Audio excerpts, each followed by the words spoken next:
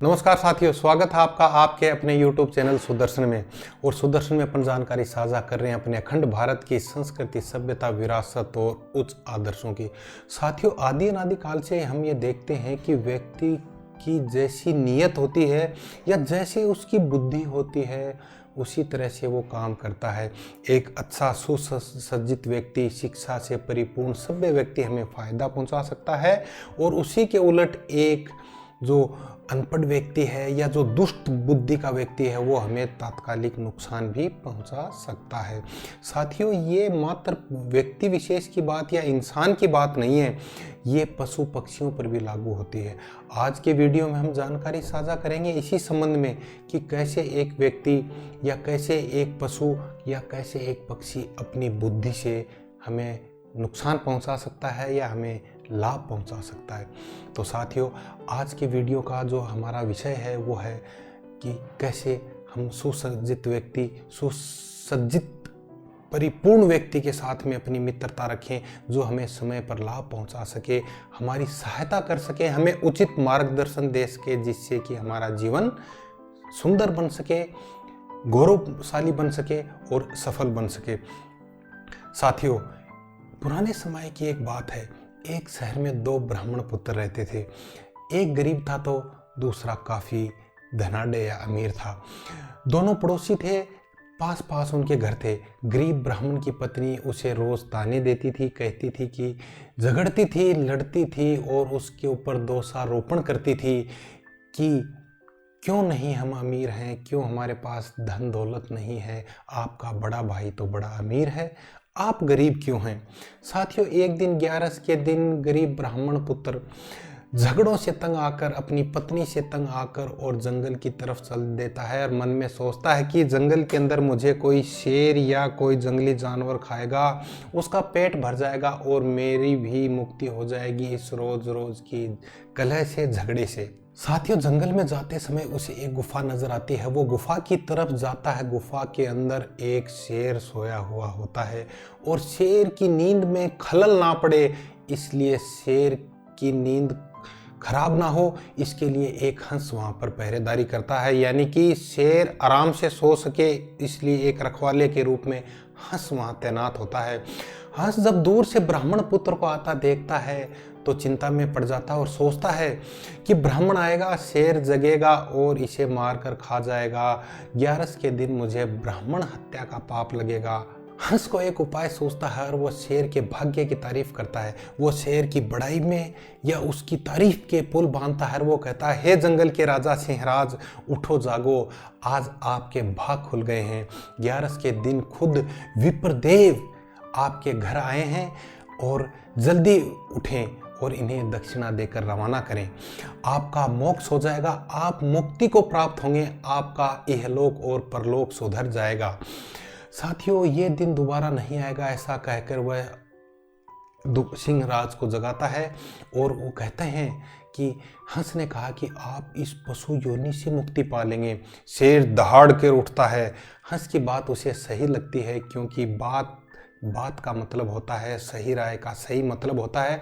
उसे हंस की बात सही लगती है और पूर्व में उसके द्वारा किए गए शिकार, जैसे मनुष्य हैं, पशु हैं, तो वह जो मनुष्य का शिकार करता है, कुछ धनाढ़ मनुष्यों का शिकार करता है, तो जितने भी उन मरे हुए मनुष्यों के जो आभूषण हैं वो अपने गुफा से निकालता है और ब्राह्मण के चरणों में रख देता है और जीभ से उनके तलवे चाटने लगता है और गुहार करता है कि हे विप्रदेव, मेरे किए गए कर्मों का मुझे जो फल मिलना चाहिए था वो ना मिले, इसके लिए मैं आपके प्राण बख्शता हूँ और ये धन आपको देता हूँ। मुझे आशीर्वाद दीजिए कि मेरा जो इहलोक व परलोक सुधर जाए। हंस ब्राह्मण को इशारा करता है कि हंस ब्राह्मण देवता, सब गहने उठाओ और यहाँ से जल्दी से रफू चक्कर हो जाइए, क्योंकि ये सिंह है, जंगल के राजा हैं, कब इनका मन बदल जाए कहा नहीं जा सकता और मैं कुछ नहीं कर पाऊंगा।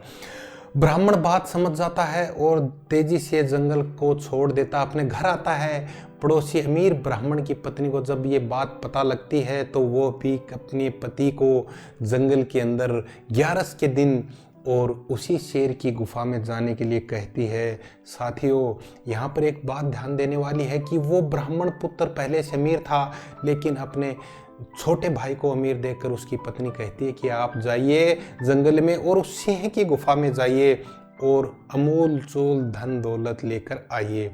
साथियों, ब्राह्मण पुत्र जंगल की तरफ जाता है बड़ी शान से, बड़े उल्लास से, मन से कि आज तो मैं और भी ज्यादा धन प्राप्त करूंगा।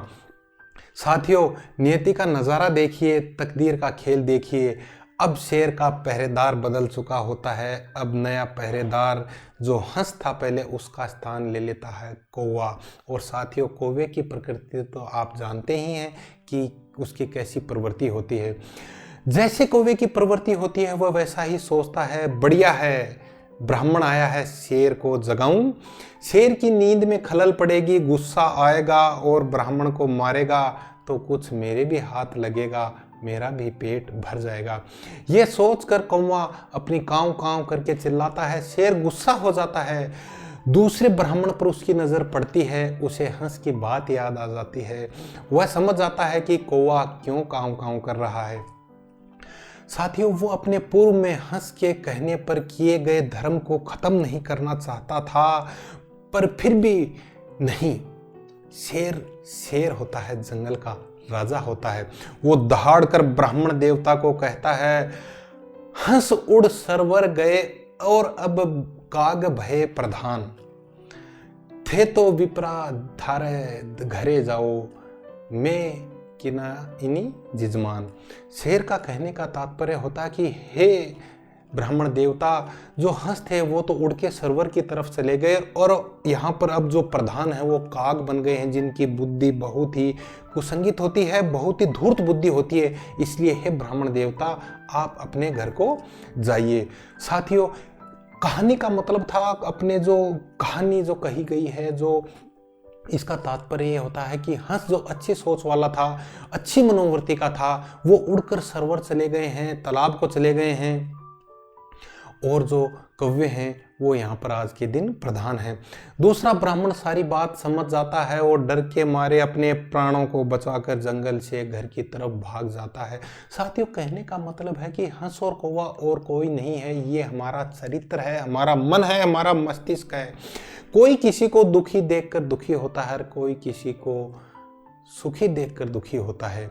इस कहानी के माध्यम से हमने जाना, हमें आपस में मिलजुल कर रहना चाहिए, भाईचारे से रहना चाहिए।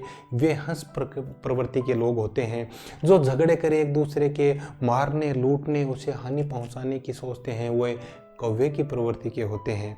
आज साथियों, हमें इस कहानी से, इस पटकथा से हमें एक ज्ञान लेना चाहिए कि हमारा जो बुद्धि है वो शुद्ध होनी चाहिए, लोगों की सहायता करने वाली होनी चाहिए, मानवता के प्रति समर्पित होनी चाहिए, न कि कुटिल कौवे की तरह होनी चाहिए कि वह पहले दूसरे का अहित करे और सोचे कि इससे मुझको लाभ होगा। ऐसा कभी नहीं हो सकता। तो साथियों, आज के वीडियो में हम इतनी जानकारी साझा करेंगे।